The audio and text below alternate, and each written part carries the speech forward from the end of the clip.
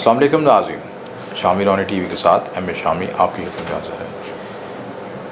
14 अक्टूबर का जो सूरज ग्रहण है उसके पाकिस्तानी ज़ायचे में क्या इफ़ेक्ट्स आएंगे, क्या रिज़ल्ट्स मिलेंगे, और इनफरादी ज़ायचों के लिहाज से तो हमने डिस्कशन कर चुके हैं, कई फ़ोन में डिस्कशन की है। अब डिस्कस करेंगे कि पाकिस्तानी ज़ायचे के लिहाज से कोई इफ़ेक्ट्स आएगा, क्या रिज़ल्ट्स मिलेंगे और क्या बेनिफिट्स हो सकते हैं या क्या नेगेटिव टैलेंट्स हो सकते हैं। सारी चीज़ें इसमें डिस्कस करेंगे। सबसे पहले आपको ज़ायचे के डिस्कस करने से पहले पता होना चाहिए पाकिस्तानी ज़ायचे का जो लगन है वैदिक एस्ट्रोलॉजी के मुताबिक बुर्ज हमल है, सियारा मरीख है, और मरीख की पोजीशन इस वक्त अच्छी हालत में नहीं है। मरीख जो है केतु के साथ कंजक्शन की हालत में है। एक तरफ तो लगन में गुरु चंडाल योग बना हुआ है और दूसरी तरफ 7वें घर में जो है मार्स और केतु का कंजक्शन बना हुआ है लिब्रा साइन में। तो यहाँ पे ये एंग्जाइटी, डिप्रेशन, मसाइल को, कॉम्प्लिकेशन को मिसाल करता है। मंडेन एस्ट्रोलॉजी के मुताबिक जो ग्रहण लग रहा है ये छठे घर में लग रहा है। तो छठे घर का तल्लक आपके पब्लिक सेफ्टी से तल्लक होता है, पब्लिक हेल्थ से तल्लक होता है, आपकी जो फाइनेंशियल इश्यूज़ होते हैं उससे तल्लक होता है, आपकी जो मिलिट्री इश्यूज़ होते हैं या उनके मिलिट्री से रिलेटेड जो इश्यूज़ होते हैं उनसे भी रिलेट करता है। और सबसे इंपॉर्टेंट चीज़ होती है कि जो public issues, public health issues के लिहाज से इसमें इंपॉर्टेंट है। यानी ऐसे वबाई अमराज फैल सकते हैं, ऐसी कॉम्प्लिकेशन आ सकती है जिससे अब आपकी सेहत के मसाइल डिस्टर्ब हो सकते हैं। सेहत के मसाइल की वजह से माशरे में तनाव, परेशानी आ सकती है। कोई वबाई अमराज फैल सकते हैं, कोई ऐसे अमराज जो कि जानवरों से रिलेटेड जरासीम से हों, जैसे पिछले दिनों चमगादड़ से एक इशू पैदा हुआ था। इसी तरह आइंदा भी ऐसे मसाइल पैदा हो सकते हैं। ये ग्रहण इसी को रिप्रेजेंट करता है। बेनिफिट के लिहाज से ये है कि छठे घर का जो ग्रहण है वो आपके जो खुफिया दुश्मन हासिल जो मुल्क खिलाफ साजिशें कर रहे हैं उन पर भारी पड़ेगा।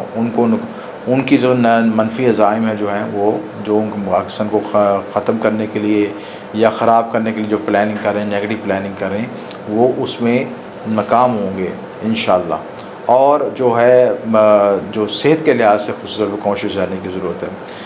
दूसरी इम्पॉर्टेंट बात की कि जो मुल्की लिहाज से जो है आग लगने के वाक़यात हो सकते हैं, हादसा में इजाफा हो सकता है, दहशतगर्दी के वाक़यात हो सकते हैं, क्योंकि छठे में कम्बिनेशन बन रहा है और उसके साथ 7वां घर भी मर्ज हो रहा है। तो यहाँ पे ये ज़रूरी है कि समझना ज़रूरी है कि मुल्क में दहशतगर्दी, तख़रीबकारी के वाक़यात हो सकते हैं, वबाई अमराज आ सकते हैं।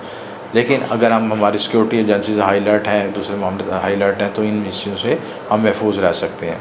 तो ज़ायचे की इंडिकेशन ये है कि जो खुफिया दुश्मनों पे, हासिल पे ये ग्रहण भारी पड़ेगा, लेकिन हमें अपने सिक्योरिटी पैरामीटर्स को जो है पहले पूरा फोकस करना चाहिए। इसे मजमूई तौर पर हम बहसीत कौम हमें जो अब इस ग्रहण के लिहाज से जो रेमेडीज़ करनी चाहिए, खुसूस रेमेडी करें तो सूरज शम्स की तिलावत करें, बाद जमात तिलावत करें, हर नमाज के अंदर सूरज शम्स की तिलावत करें, और या अल्लाह या रहमान रहीम का विर्द पढ़ें। इसके साथ यह जो है या हय्यो या कईमों का विर्द पढ़ें, बाद जमात होकर पढ़ें, 101 बार पढ़ लें, 1000 पढ़ लें। ख़वातीन जो घर में मौजूद हैं वो उसका विर्द कर सकती हैं। हामला ख़वातीन जो हैं उस दिन मुतात रहें, अहम फ़ैसला, अहम काम करते मुतात रहें। तो मजमूई तौर पर ये ग्रहण जो है पीसफुल हो सकता है अगर हम अपने इसके सेफ्टी पैरामीटर्स और रेमेडीज़ को फोकस करें।